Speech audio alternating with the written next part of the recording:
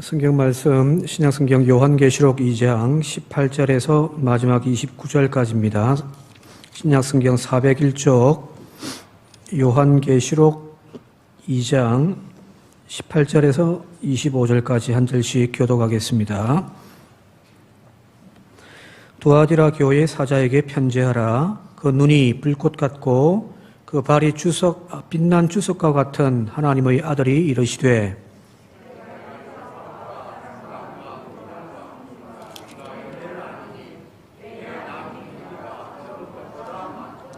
그러나 내게 책망할 일이 있노라. 자칭 선지자라 하는 여자 이세벨을 네가 용납함이니 그가 내 종들을 가르쳐 꾀어 음행하게 하고 우상의 제물을 먹게 하는도다.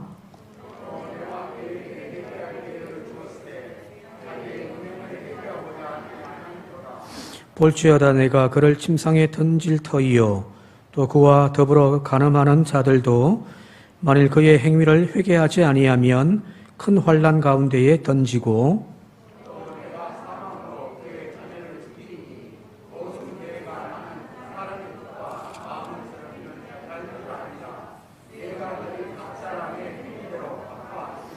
두아디라에 남아있는 이 교훈을 받지 아니하고 소위 사탄의 깊은 것을 알지 못하는 너희에게 말하노니 다른 짐으로 너희에게 지울 것은 없노라.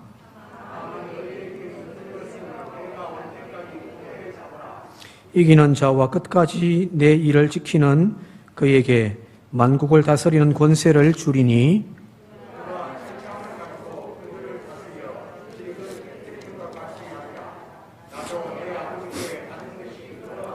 내가 또 그에게 새벽별을 주리라. 귀 있는 자는 성령이 교회들에게 하시는 말씀을 들을지어다. 아멘. 오늘 네 번째 교회가 두아디라 교회인데요. 어떤 성서학자가 이 두아디라 교회에 관한 교훈을 주석하면서 이렇게 말 적어놨어요. 가장 긴 편지인데 가장 어렵고 가장 알려지지 않고 가장 좋아하지 않는 말씀, 이렇게 표현해놨습니다. 여러분들 일곱 교회들 머릿속에 문득문득 떠오르시는 구절들을 보면은 주로 에베소 교회, 그죠? 라오디게아 교회, 그죠? 또 칭찬만 받았던 버가모 교회. 보통 이 정도잖아요? 두아디라 하면 뭔가 이렇게 매치가 되어지는 것들이 잘 없잖아요, 그죠? 잘 기억이 안 난단 말이에요. 근데 사실은 일곱 교회 중에 가장 길게 적어놓은 구절이 바로 두아디라 교회입니다. 사실은 여기 두아디라 교회는 일곱 교회 중에서 가장 작은 도시입니다. 에베소가 가장 큰 도시라고 한다면은 여기 두아디라 교회는 가장 작은 도시입니다. 로마에 의해서 1세기 말에 점령되어지고 그때까지만 하더라도 그렇게 별 볼 일 없는 마을, 그런 마을 정도였는데 이제 2세기가 이제 넘어가면서 상업과 수공업에 공업 이제 뭘 만들어내는 수공업이 이제 발달되어진 도시로 이제 변모하였던 곳이 바로 여기 두아디라 지역입니다. 그래서 직조, 도자기, 피역, 또 구리 세공 이런 것들이 발달해가지고 많은 수입들을 이제 거두어들였던 도시입니다. 그 중에서 제일 발달되어지고 유명했던 것이 바로 염색업이거든요. 아까 피역 같은 것도 만들었다고 했잖아요, 그죠? 염색을 해서 똑같은 천이라고 하더라도 고가에 팔 수가 있는 거죠. 이 지역에서 유명한 여자 한 명이 있습니다. 여러분들 그 사도행전의 16장에 보게 되어지면은 바울이 빌립보 도시에 가가지고 거기에서 안식일 날 강가로 가서 기도를 하다가 한 여인을 만나는데 그 여인이 누구냐면 바로 자색 옷감 장수 루디아라고 하는 여자를 만나잖아요. 하나님을 경배하던 여인인데 이 바울을 만나서 바울의 가르침을 받고서 이제 회심하여 기독교인이 되어지고 그의 가정이 이제 나중에 보면은 빌립의 전도 사역을 위한 교회 역할을 감당했던 곳이 바로 루디아 집이라고 자세고라는 여인이거든요. 이 여자의 직업이 바로 자색 옷감 장수인 거죠. 지금은 빨간색 옷감이 흔해 빠졌죠, 그죠? 그죠? 근데 이 당시에, 고대 이 당시에 자색 옷, 빨간색 옷은 아무나 입는 옷이 아니에요. 예수님께서 십자가에 못 박히시기 전에 로마 병사들이 예수님의 겉옷을 서로 찢어 나누었다고 하잖아요, 그죠? 왜냐하면 걸쳤던 그 겉옷이 자색 옷이었거든요. 그런데 이 자색을 낼 수 있는 이 염료가 그냥 자연에서, 지금은 뭐 어떤 화학적인 재료를 가지고 색깔을 내지만 이 당시에는 자연적인 어떤 재료를 가지고 색깔을 내기 때문에 자색을 내는, 붉은색을 내는 이 색깔을 가지고 있는 염료가 어떤 고동 같은 거예요. 고동 같은 것에서 이제 재료를 내는데 이것이 굉장히 비쌉니다. 그래서 자색 옷 하면 부자들만 입는 거예요. 그래서 자색 옷 한 필 그 당시에 가격으로 한 억 단위가 넘어갔다고 하니까 여기 나와 있는 이 자색 옷감 장수 루디아가 얼마나 부자인지 아시겠죠, 그죠? 근데 그가 본래 출신이 여기 두아디라라고 한 도시, 거기에 염색업이 발달되어 있었으니까요. 자, 여기 이제 각종 사업이 발달되어졌다고 했잖아요, 그죠? 어떤 수공업들의 어떤 발달되어진 것이 이색인데, 그러다 보니까 이 도시의 특징이 하나 있습니다. 그 특징이 뭐냐면은, 저희도 몇 번 말씀드렸습니다만은, 여러 가지 사업에 종사하는 사람들이 서로 동업을 하는 거예요. 동업을 몇 게 오늘날로 이야기하면 조합을 만드는 거죠. 그걸 이제 전문 용어로 길드라고 하는데요. 조합을 만들어가지고 같은 직종의 사람들이 함께 그 조합을 통해서 산업이 발달되어져 가는 거예요. 조합의 영향력이 굉장히 크다고 합니다. 그래서 조합의 규칙에 따라 가지고 개인의 사생활까지도 통제할 정도로 그렇게 조합의 힘이 컸다고 하거든요. 이 조합에 의해서 산업이 형성되어져 있기 때문에 자신이 아까 했던 뭐 염색업을 업으로 한다고 한다면은 이 조합에 가입되지 않으면 그 일을, 그 장사를, 그 일들을 할 수가 없는 거예요. 그러니까 기독교인으로서 그 조합에 당연히 가입을 해야 되겠죠, 그죠? 근데 문제는 이 조합에서 자신들이 섬기는 자기의 직종과 연결되어지는 신들이 다 있더라는 거예요. 그래서 그 신을 이제 해마다 절기가 되어지면 섬기는 거예요. 희생제사를 드리고 그러는 거죠. 자, 그러다 보니까 자연스럽게 기독교인들도 그 모임에 조합의 힘이 워낙 강하니까 그 모임에서 계속해서 유지를 하려면은 그들이 하는 모든 일들에 다 참여를 해야 되는 거예요. 일전에 있었던 한평에 이제 많은 교회에 있을 때 그 마을에 가끔 보면은 이제 울력이라고 하는 것을 해요. 시골 분들은 좀 아실 거예요. 울력. 뭔지 아시죠? 그죠? 저는 울력하게 뭔가 했더니 이제 같이 마을 사람들이 모여가지고 협동으로 마을 일들을 이제 하는 거죠. 예를 들어서 도로가에 풀을 뽑는다든지 마을 해관을 좀 수리한다든지 이렇게 울력을 자주를 한단 말이에요. 그런데 마을 이장이 예수를 안 믿는 사람이에요. 그러니까 조금 이제 교회와 조금 갈등이 있죠. 그래서 울력을 할 때에 이제 다들 반일하고 있을 때 울력하라고 오라고 하면은 다들 싫어할 거 아니에요, 그죠? 좀 한가할 때, 일을 하지 않을 때, 그때 이제 와서 이제 울력을 하는데 한 번씩 주일날 울력을 하려고 한단 말이에요. 교인들은 다 교회 가가지고 예배 드려야 되는데 울력한다고 하면은 문제가 생기잖아요, 그죠? 그죠? 근데 만약에 그래도 많은 교회는 교인들 대다수가 그 마을에 유지들이고 또 그 마을에 많은 분들이 다수가 교회를 나오기 때문에 이장의 말이 씨가 안 맥혀요. 그래서 막 혼을 내는 거예요. 왜 주일날 울력을 하냐고. 앞으로는 그러지 말라고. 근데 만약에 교인들이 다수가 아니라 소수라고 한다면은, 자, 주일날 마을 사람들이 모여가지고 울력을 하는데 교인들은 예배 간다고 성경책 들고 가면은 어떻게 되겠어요? 손가락질 받죠, 그죠? 교회 다니는 거 떠나면서 막 박해가 시작되어진단 말이에요. 이 시대도 마찬가지인 거예요. 그들은 모여가지고 공동 식사를 하고 공동 회식을 하고 또 공동으로 신전에 헌금하는 일들이 비일비재했단 말이에요.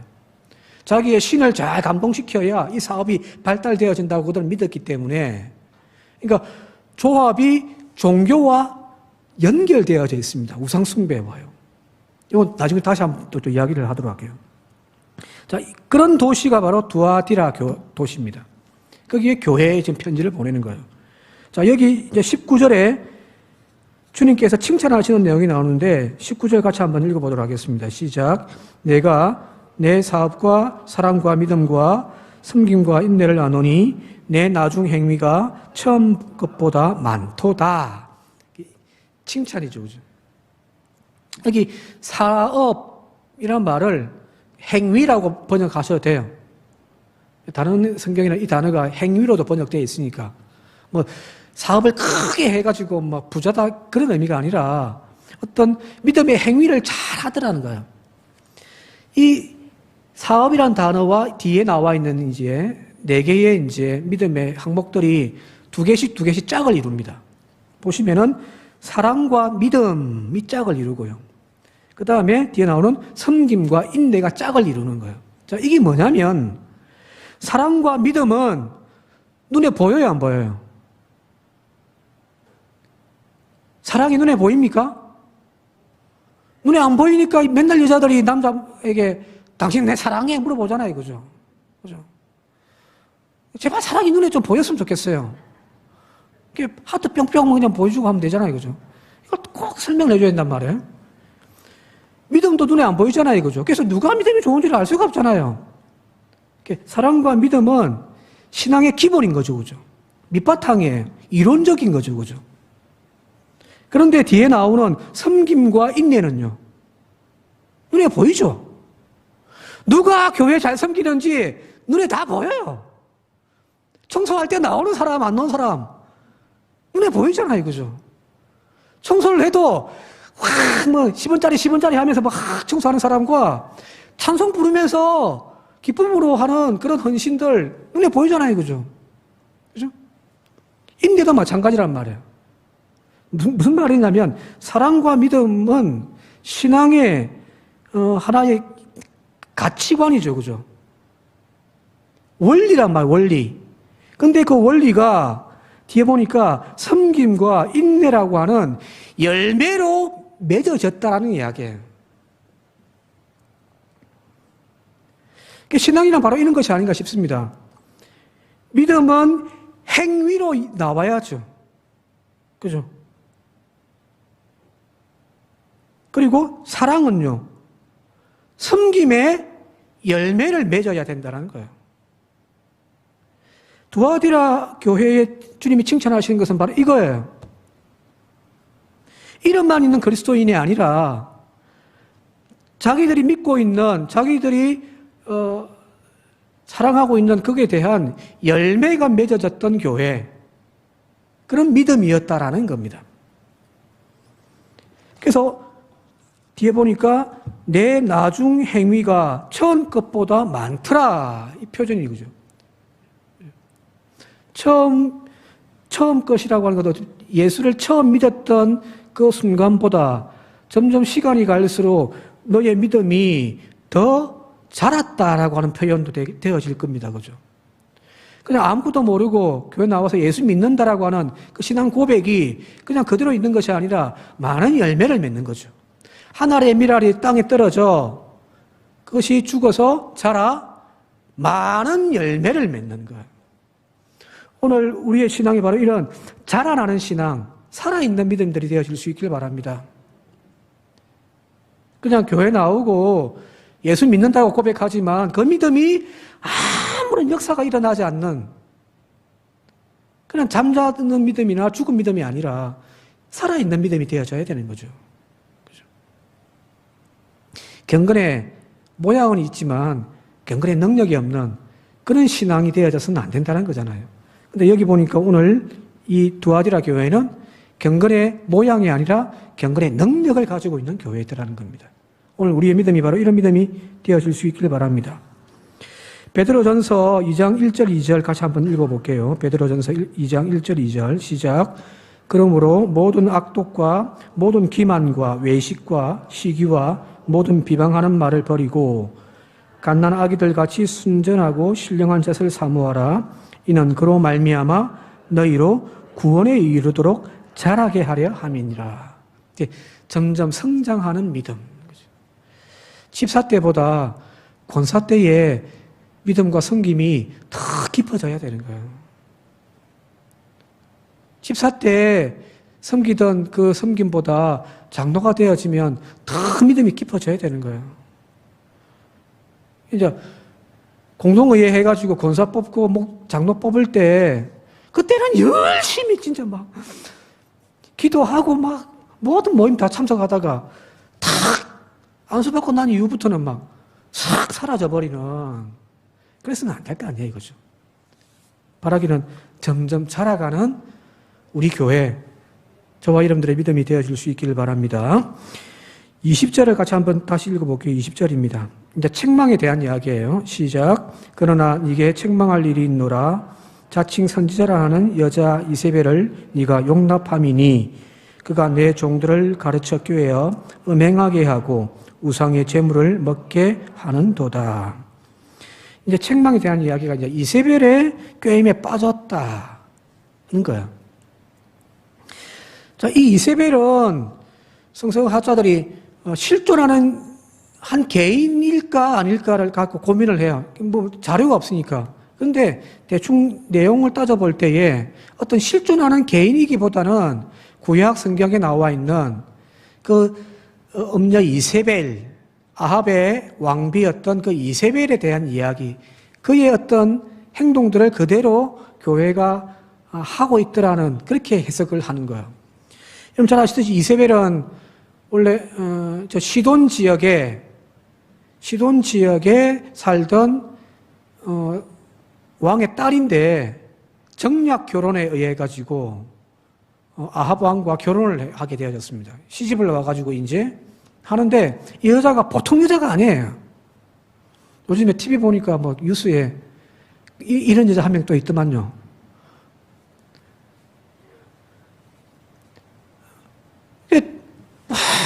막 움켜쥐고 통치를 자기가 하는 거예요. 근데 시돈이라고 하는 지역, 두로와 시돈 이 지역이 페니키아인들이 원래 정착을 해가지고 이제 하기 때문에 이 사람들은 그 항해의 민족이거든요. 그래서 무역을 통해가지고 엄청난 부를 축적했던 그런 도시란 말이에요. 그들이 이제 시집을 오니까 나라가 아합 왕 시대에 BC 8세기경인데 굉장히 북이스라엘이 부흥을 합니다. 경제적으로 탄탄해지고요. 또 돈이 많으니까 국방력도 이제 막 좋아지고요.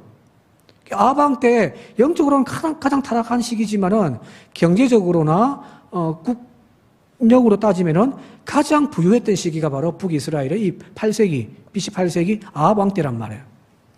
여자 하나 잘 들어왔어요. 근데 문제는 이 시돈에서 시집온 이 이세벨이 그냥 하나님의 백성 이스라엘로 시집 온 것이 아니라 자기가 섬겼던 자기의 조국 그 시돈 두로에서 섬기던 주신이 뭐냐면은 바알이거든요. 바알과 아세라, 그 종교를 그대로 가지고 와서 워낙에 이 여자의 어떤 힘이 막강하니까 왕을 휘어잡을 정도니까 뭐 하냐면 이 이스라엘 땅에 지금까지 조상 때부터 섬겨왔던 여호와라고 하는 신앙, 그 여호와의 신앙을 집어쳐버리고 우리 조국에서 섬겼던 그 바알 신앙을 그대로 바꿔버리려고 합니다. 그래서 수없이 많은 선지자들이 죽음을 당하였고요. 그때 등장해서 활동을 했던 인물이 바로 엘리야잖아요, 이거죠. 이대로 가다가는 이 민족이, 하나님의 백성, 이 민족이 하나님을 버리고, 완전 버려버리고, 이제 바알로 이제 갈아탈 그런 상황이 되어지니까 엘리야가 막 열정적으로 지금 목숨을 걸고 이제 바알 신앙과 싸우는 거잖아요. 그런데 이 바알 신앙의 특징이 뭐냐면 여기 나와 있듯이 바알은 늘 이야기합니다만은 하늘의 신 바알과 땅의 여신 아세라, 하늘에서 비를 내려주고 바람을 불어주어야 땅이 그 비를 받아가지고 곡식을 자라게 한단 말이에요. 그래서 풍요로워진단 말이에요. 하늘의 신과 땅의 신이 이거 만나기 위하여, 그래야 그 농사가 잘 되니까 예배 도중에, 그러니까 제사 도중에 신을 향하여 감동을 시키기 위하여 남자와 여자가 예배 도중에 막 음행을 하는 거예요. 그게 예배의 하나의 그 요소로 들어가 있는 거예요. 그게 음란하다 이 표현이 바로 그런 거예요. 자, 이 이세벨이 온 이스라엘을, 북이스라엘 전체를 바알의 종교로 확 바꾸어 놓았고, 그걸 통하여 온 땅이 음란한 민족이 되어져 버렸던 시기가 바로 이 시기였단 말입니다. 그게 이세벨이에요. 자, 그런데 앞서 이야기했던 두아티라 교회에 지금 이 이세벨이, 자칭 선지자라고 이야기하는 이 여자, 이 이세벨이 지금 두아티라 교회를 지금 음란하게 만들고 있다는 이야기잖아요. 그죠? 근데 그게 한 개인은 아니라는 거예요. 어떤 풍토가 지금 교회 안에 들어와 있다는 겁니다. 그 풍토가 뭘까? 두아디라에서 이야기하는 이 이세벨이란 어떤 존재일까? 바로 앞서 이야기했던 그 두아디라 도시의 특징이기도 해요. 두아디라 교회의 특징이 앞서 이야기했듯이 각 산업마다 조합이, 강한 조합이 만들어져 가지고 그 조합에서 활동을 하지 못하면, 조합원이 되지 못하면 사회생활이 전혀 안 되는 거예요. 그러다 보니 자연스럽게 그들이 모일 때마다 참석을 해야 되는 거예요. 앞서 이야기했듯이 그 조합에서 하는 일들이 공동 식사를 하고 공동으로 술을 먹고 회식을 하고 공동으로 제사를 드리고 했단 말이에요. 그 제사 가운데 또 음행을 하기도 하고요. 이게 자연스러운 거예요. 자, 그리스도인으로서 어떻게 해야 될까요? 이 조합에서 하는 모든 행사에 참석하지 못하면은 거기에서 완전 왕따가 되어져 버리는 거예요. 그런데 먹고 살기 위해서, 내 직장을 계속 유지하기 위해서는, 내 사업을 유지하기 위해서는 그 조합에 들어가야 된단 말이에요. 그러다 보니 이 엄청난 이 갈등과 문제가 발생하는 거죠. 여기 말하는 이 두아디라 교회의 이세벨이라고 하는 가르침은 다른 것이 아니죠. 그냥 거기 들어가서 교회에서는 그리스도인으로 살고 세상 속에 나가가지고는 그냥 그 조합원들이 하는 그대로 그렇게 살면 되지 않겠냐라고 서로 타협점을 보는 거예요.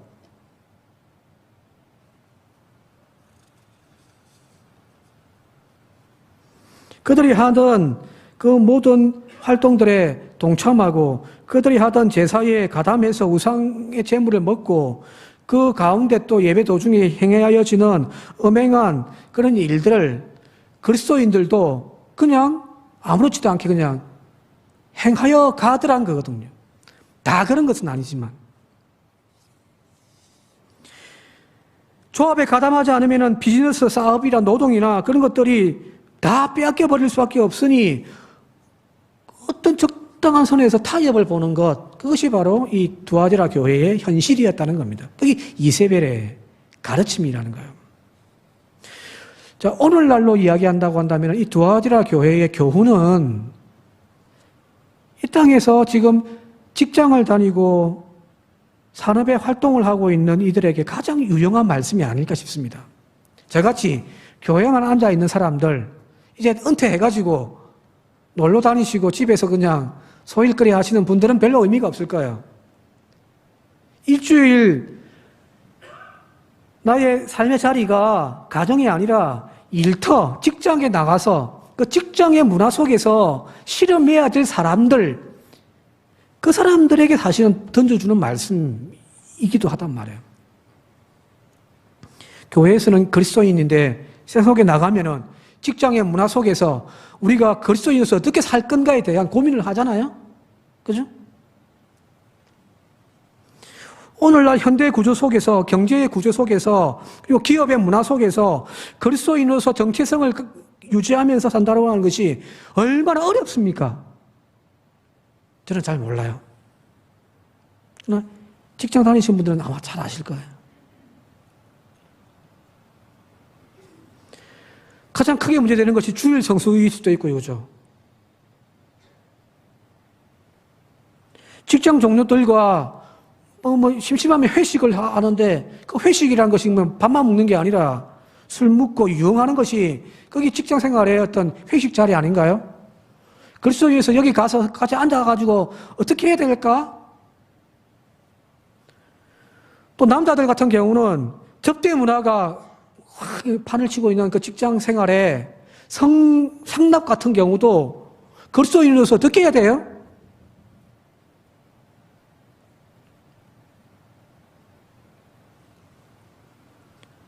처음에는 그리스도인으로서 그 문화와 섞이지 않겠다고 그리스도인에서 정체성을 지키겠다고 하는데 그렇게 하다가는 직장에서 쫓겨날 판인데 어떻게 해야 됩니까? 그 고민이 지금 두아디라 도시에서 살고 있는 교인들의 현실이었던 거예요.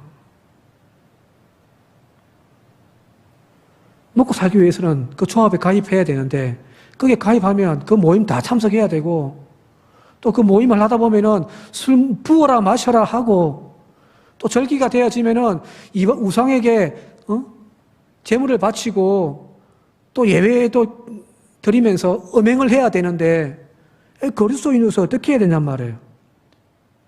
지금 근데 문제는 두아디라 교회의 많은 교인들이 이 이세벨의 교훈을 따르더라는 거잖아요. 그렇죠? 주일날 교회 나올 때는 그리스도인이에요. 그러나 이제 성경책 내려놓고 일주일 시작하면서 직장 나가서 살 때에는 그냥 세상 사람들과 똑같이 살겠다라고 이렇게 다짐을 하는 거예요. 이게 이중적인 삶을 살 수밖에 없는 거죠. 그죠? 그렇게 타협하면서 자신의 행동을 심지어는 나중에 되면은 이게 이중적이니까 견딜 수가 없잖아요. 교회 올 때마다 하나님 뵙기 죄송하고 막 답답하고 막 주여 주여 눈물을 처음에 흘리고 하던데 점점 시간이 지나갈수록 이 타협점에서 어떻게 되어지냐면은 자신을 정당화시키기 위하여 하나님의 말씀조차도 자기에게 유리한 방향으로 해석해버리는 거예요. 자, 교회 다니시는 분들 중에서 술 잘 드시는 분들 꼭 무슨 이야기 하냐면은 예수님도 술 먹었다 이야기합니다. 맞죠? 주님도 바리새인과 서기관들로부터 손가락질 받은 것이 뭐냐면은 죄인들과 서기관들과 먹고 마시기를 즐기는 맞죠? 예수님도 그랬는데 뭐. 근데 문제는 뭐 좀 격가지로 나갑니다만은 그 당시에 포도주라는 것은 음료예요. 저 중동이나 유럽은 물에 석회석이 많이 깨있기 때문에 물을 그냥 마실 수가 없습니다. 그래서 그들이 주로 음용하는 것이 우리가 지금 물처럼 먹는 것이 포도주예요. 포도주도 그냥 포도주가 아니라 뭐 도수가 14도, 15도 이렇게 높은 도수의 포도주가 아니라 일상생활에서 계속 물처럼 마셔야 되니까 옅은 포도주. 근데 그런 거 보고 성경에서 막 기똥차게 막 술 먹는 이야기들 또 다 찾아내가지고 그걸 자기 스스로 합리화시켜버리는 거예요. 예를 들자면요. 어찌 보면 그런 모습들이 자칭 선지자라 하는 여자 이세벨이라고 하는 말의 표현이 아닐까 싶습니다.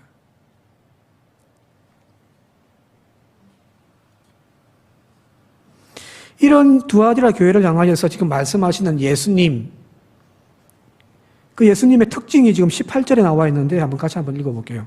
18절 읽겠습니다. 시작. 두아디라 교회 사자에게 편지하라. 그 눈이 불꽃 같고 그 발이 빛난 주석 같 하나님의 아들이 이르시되. 여기 주님의 특징이 눈이 불꽃 같단 말이에요. 눈에서 불이 확 납니다. 무슨 표현일까요? 가장 은밀하고 내밀한 곳까지 다 꿰뚫고 보시는 주님이라는 이야기입니다. 그 눈은 속일 수가 없다는 거죠. 교회 와서 목사는 속이고 교인들은 속일 수 있지만 주님은 속일 수가 없다는 거예요. 주님 다 꿰뚫어 보시는 거거든요. 그래서 23절에도 하반절에 그렇게 이야기합니다. 23절에 같이 한번 읽어볼게요. 시작. 모든 교회가 나는 사람의 뜻과 마음을 살피는 자인 줄 알지라. 내가 너희 각 사람의 행위대로 갚아주리라. 그 본질까지, 그 마음의 깊은 곳까지 다 꿰뚫어 보시는 나다라고 주님 말씀하시잖아요. 그렇죠?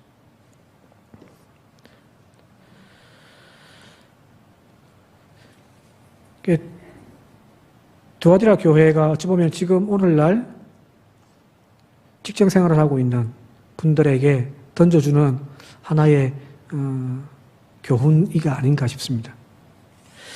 자, 사회에서 요구하고 있는 그 압력에 굴복하지 않고 타협하지 않을 수는 없잖아요. 그러면 그 직장에 나와야 되는데. 근데 요즘에 그런 직장 아닌 데가 어디 있어요, 그죠? 그러면 이제 손가락만 빨고 있어야 된다는 소리인데. 자, 우리가 그 직장 속에서 어떻게 우리의 신앙을 지킬 것인가, 그에 대한 주님의 답이 나와 있는데 24절, 25절 같이 한번 읽어볼게요. 24절, 25절 시작. 두아디라에 남아있어 그 교훈을 받지 아니하고 소위 사탄의 깊은 것을 알지 못하는 너희에게 말하노니 다른 짐으로 너희에게 지울 것은 없노라. 다만 너희에게 있는 것을 내가 올 때까지 굳게 잡으라.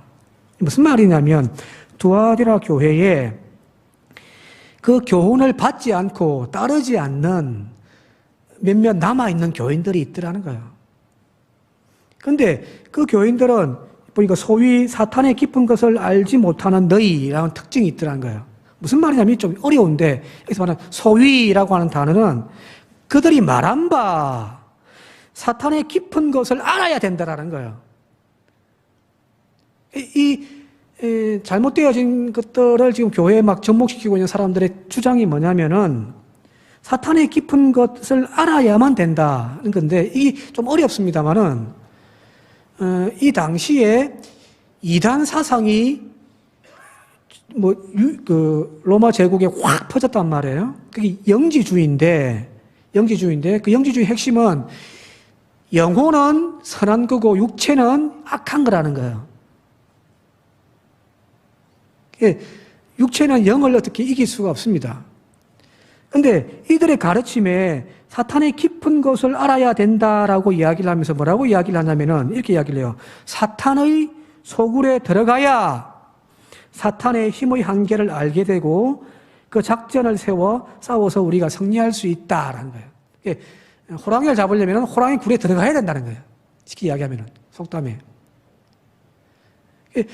그 모임에서 우리가 그리스도인으로서 온전하게 살기 위해서는 그냥 무조건 덩진다고 되어지는 것이 아니고 거기에서 그냥 막 도피한다고 되어지는 것이 아니라 사자의 굴에 들어가서 거기에서 다 경험해봐야 무엇이 악인지 무엇이 선인지를 알게 되어지고 그래서 내가 영적인 싸움에서 이길 수 있다라고 그렇게 가르친단 말이에요. 그 가르침을 받지 않는 사람들이 있다는 말이에요.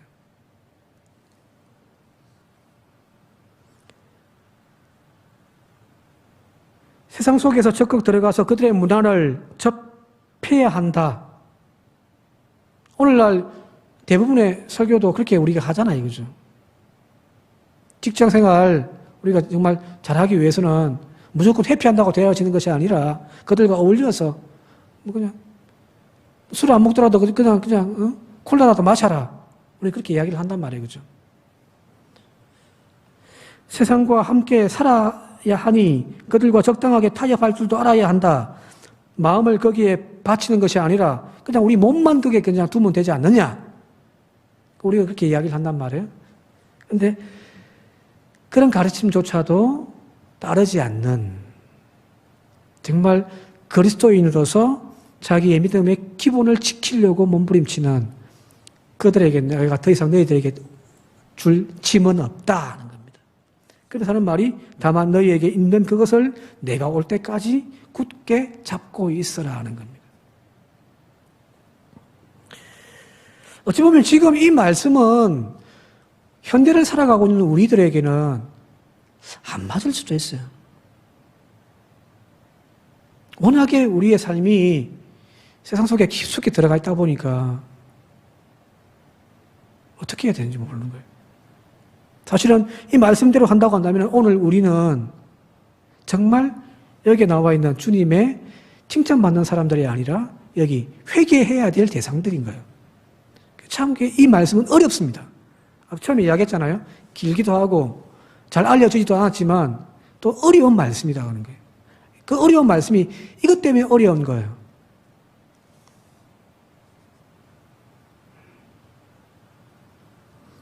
그러나 중요한 것은 있잖아요. 여기 다른 짐을 내가 너희에게 지울 것은 없다. 그 말은 무슨 말인가요? 지금 하고 있는 대로 그 기본만 잘 지키라는 거예요. 더 많이 어떻게 하기보다는 지금 하고 있는 그 기본을 지키라는 거거든요. 어찌 보면은 신앙의 제일 중요한 것이 기본이 아닌가 싶습니다. 기본이 아닌가. 기본이 잘못되어지니까 신앙이 오래 가지도 못하고 건강하지도 못하더라는 거거든요. 말하기는 여러분들 좋은 교회, 부흥되어지는 교회, 그런 것도 다 중요하겠지만 가장 신앙의 기본적인 것들을 다시금 우리가 점검하고 회복했으면 좋겠습니다. 그 기본적인 것이 뭔가는 우리 스스로가 잘 아실 거 아니에요, 그죠? 예배 생활, 기도 생활, 주일 성수, 하나님을 나의 구주로 고백하는 그 믿음의 고백. 오늘 우리가 이걸 빼앗기고 있지는 않는지, 어찌 보면 세상 속에 살면서 적당하게 살려고 지금 하고 있지는 않는지 다시 한번 더 점검하면서 두아디라 교회의 책망에 의한 주님이 이제 그들을 깨어버릴 것이다. 그 이세벨에게 내려졌던 그 저주가 오늘 우리에게 저주가 되어지지 않기를 바랍니다. 마지막에 하신 말씀이 끝까지 이렇게 성리하는 사람들에게 새벽별을 주리라 하는 거거든요. 새벽별을 주리라. 긴 밤이 지나고 이제 사람들에게 아침이 밝아온다라는 사실을 알려주는 그 별이 바로 새벽별이거든요. 그죠? 한밤중에 그 어두움이 탁 지나가고 이제 동튼다는 것을 밝혀주기 위하여 탁 떠있는 그 별이 새벽별이란 말이에요. 하나님을 잃어버리고 있는 이 시대에 다시금 하나님을 상기시켜주는 그 사람이 바로 새벽별이 아니겠습니까? 영적으로 타락해가고 있는, 정말 앞으로는 신앙생활을 하기 힘든 세상일 거야. 그때에 정말 저 새벽별, 주님 다시 오신다 사실을 보여주는 그런 빛을 발하는 새벽별과 같은 저와 여러분들이 되어질 수 있기를 바랍니다. 참 어렵습니다. 저도 교회만 있지만 여기에 걸리는 것들이 너무 많아가지고. 그러나 하나하나 다시금 점검하면서 우리의 기본이 지금 완전 허물어져 있지는 않는지를 되돌아볼 수 있는 그런 귀한 저와 여러분들 되시기를 주님의 이름으로 축원드립니다. 함께 기도드리겠습니다. 고마우신 아버지 하나님, 세상 속에 살면서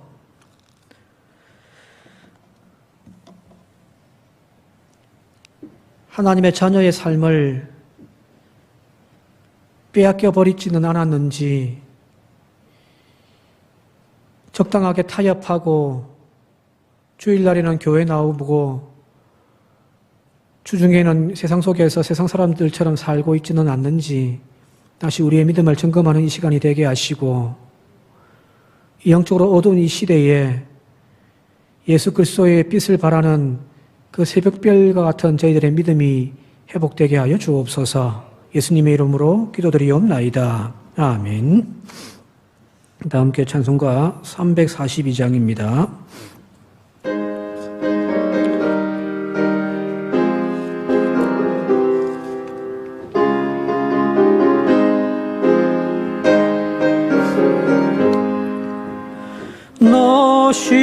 불을 당해 죄 짓지 말고 너 용기를 다해 곧 물리치라.